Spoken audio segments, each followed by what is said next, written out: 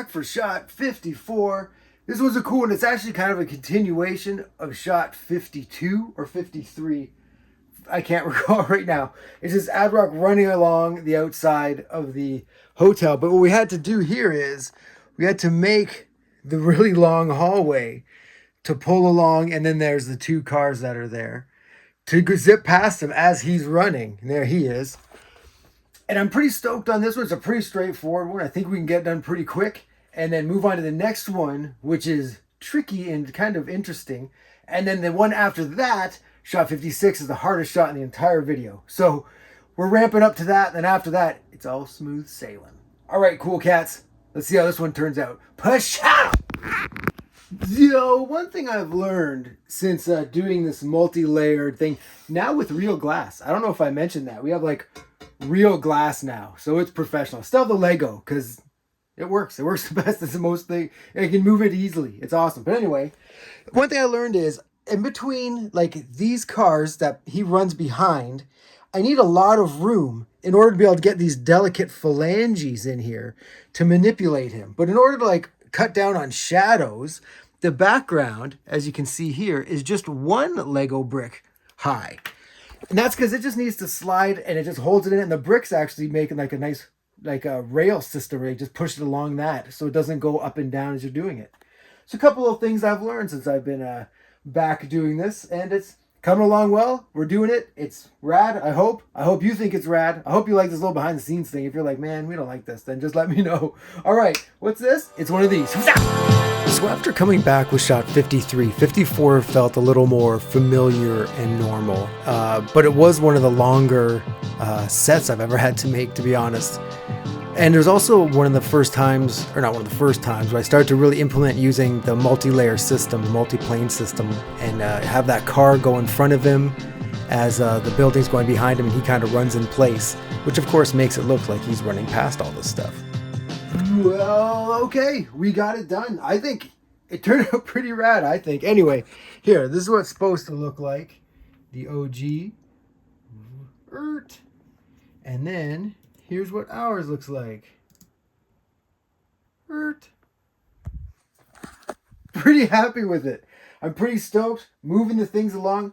What's a really good thing to have is when he passes like windows or doorways, and having those match up with what I'm doing really helps keep you in line and have everything kind of measured out well and have it work.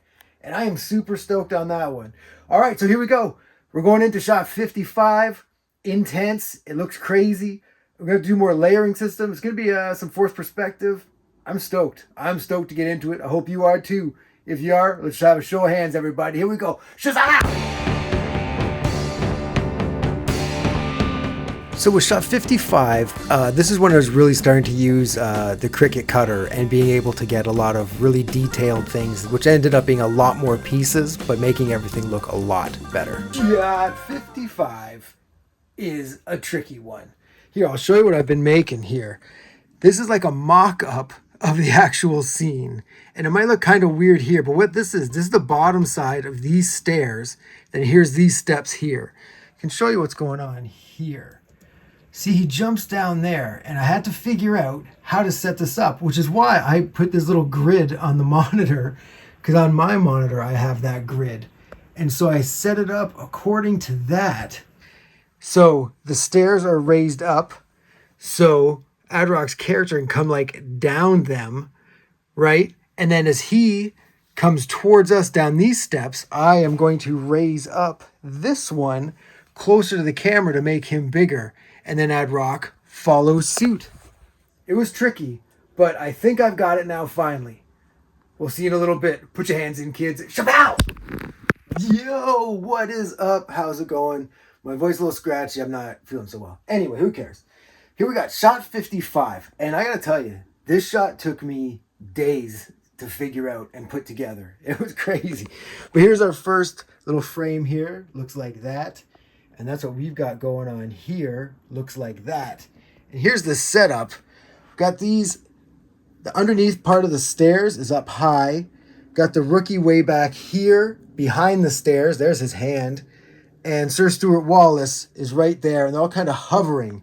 And to get them up closer, I'm going to be using different levels to get them up to the camera so it looks like it's running at it.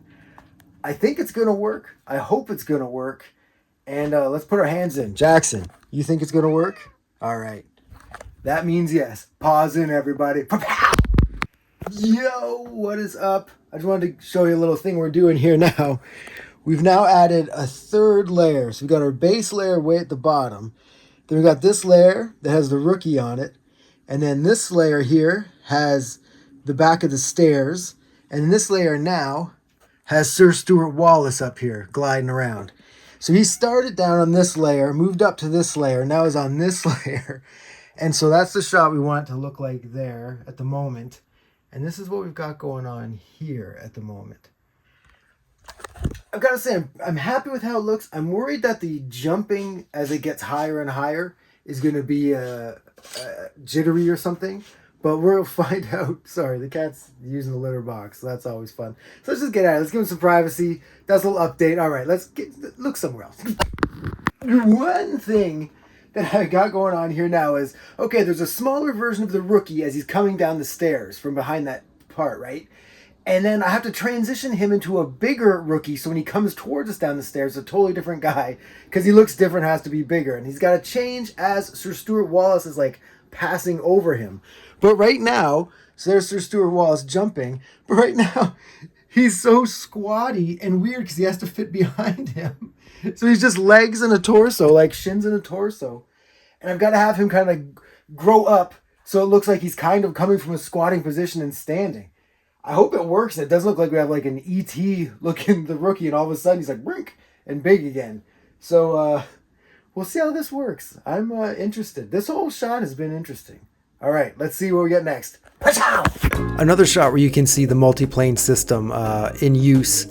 And it really helped a lot to be able to have things being this big. This one I got real glass as well, so it wasn't kind of, it didn't bounce around like the plexiglass did. And it really helped sell these characters coming down the stairs towards the camera and getting bigger. And I loved it. Holy moly, we did it. I've got to say, I learned a lot from this shot. Things I didn't think about. I lit it for the bottom, and then when I moved the guy up, he got darker and darker as he's coming towards the camera, which kind of works, but something I got to remember for next time. Also had different sizes of guys and when to bump up in height and how high to do it is something I got to keep in mind. But anyway, here, let's have a look here. This is what we wanted it to look like. Boom, and he comes over there, zoom, and then he goes zoom. And this is what we've got it looking like. Comes down there. Not bad, right? You can see where it gets kind of wonky, I think, especially with the color. Maybe I could fix that and the brightness of the things, but I think it looks okay. Look, here he is jumping for joy that we got it done.